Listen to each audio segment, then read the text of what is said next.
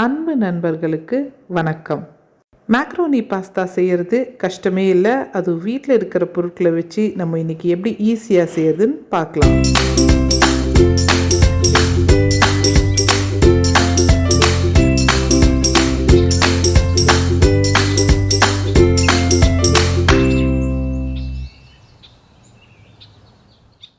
நம்ம பேசிக் டொமேட்டோ சாஸ்லேருந்து ஆரம்பிக்கலாம். ஒரு கடாய் சூடான உடனே 3 டேபிள் ஸ்பூன் எண்ணெய் சேர்த்துக்கோங்க. எண்ணெய் சூடான உடனே 3லேருந்து 4 பெரிய சைஸ் பூண்டை பொடியாக நறுக்கி சேர்த்துக்கோங்க. 3 மீடியம் சைஸ் வெங்காயத்தை இந்த மாதிரி பொடி பொடியாக நறுக்கி அந்த எண்ணெயில் சேர்த்து நல்லா வதக்குங்க. அது நல்லா கோல்டன் ப்ரௌன் ஆகிற வரைக்கும் நம்ம அதை வதக்கணும். வெங்காயம் நல்லா வதங்கிறதுக்குள்ளே நம்ம 3 பெரிய சைஸ் தக்காளியை பொடியாக நறுக்கி அதை ஒரு ஃபைன் பேஸ்ட்டாக அரைச்சி ரெடியாக வச்சுக்கலாம். வெங்காயம் அதுக்குள்ளே கோல்டன் ப்ரௌன் ஆகிடும். வெங்காயம் நல்லா கோல்டன் ப்ரௌன் கலர் ஆயிடுச்சு. இப்போ நம்ம அரைச்சி வச்சுருக்கிற தக்காளி பேஸ்ட்டை அதில் சேர்த்து நல்லா சுருளை வதக்கணும். நம்ம எந்த அளவுக்கு தக்காளியை வதக்குறோமோ அந்த அளவுக்கு இந்த சாஸ் ரொம்ப டேஸ்டியாக இருக்கும். நம்ம சேர்த்த தக்காளியோட கலர் அழகான சிவப்பு நிறமாக மாறுற வரைக்கும் நம்ம கண்டினியூஸாக வதக்கிக்கிட்டே இருக்கணும். இப்போது இது நல்லா சுருங்கி கெட்டியாயிடுச்சு. இந்த ஸ்டேஜில் 1.5 டீஸ்பூன் சர்க்கரை சேர்த்துக்கோங்க. சர்க்கரை இந்த டேஸ்ட்டை இன்னும் கொஞ்சம் தூக்கி கொடுக்கும்.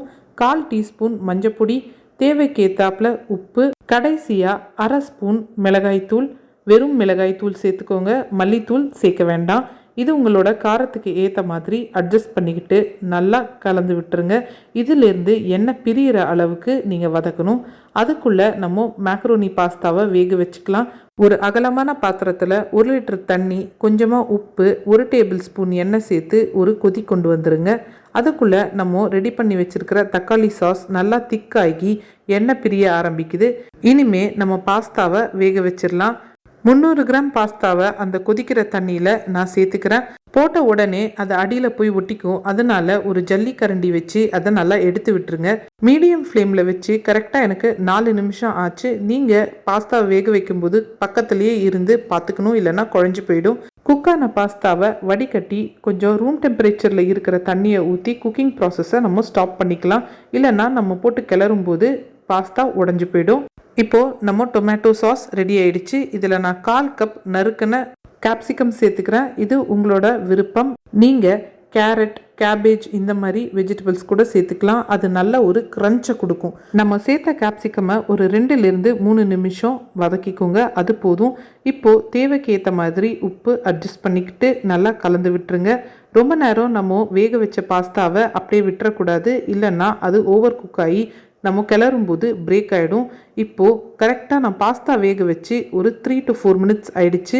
சாஸ்லேருந்தும் எண்ணெய் பிரிய ஆரம்பிச்சிருச்சு. இதில் நான் குக் பண்ணி வச்சுருக்கிற மேக்ரோனியை 2 பேட்சஸாக சேர்த்து கலக்க போகிறேன். நல்லா அந்த மசாலா கோட் ஆகிடணும், அதை பார்த்துக்கோங்க. சப்போஸ் நீங்கள் ஃபியூசிலி பாஸ்தா மாதிரி ஒரு திக்கான பாஸ்தா யூஸ் பண்ணுறீங்கன்னா 7 to 8 மினிட்ஸ் மீடியம் ஃப்ளேமில் வச்சு குக் பண்ணிக்கோங்க.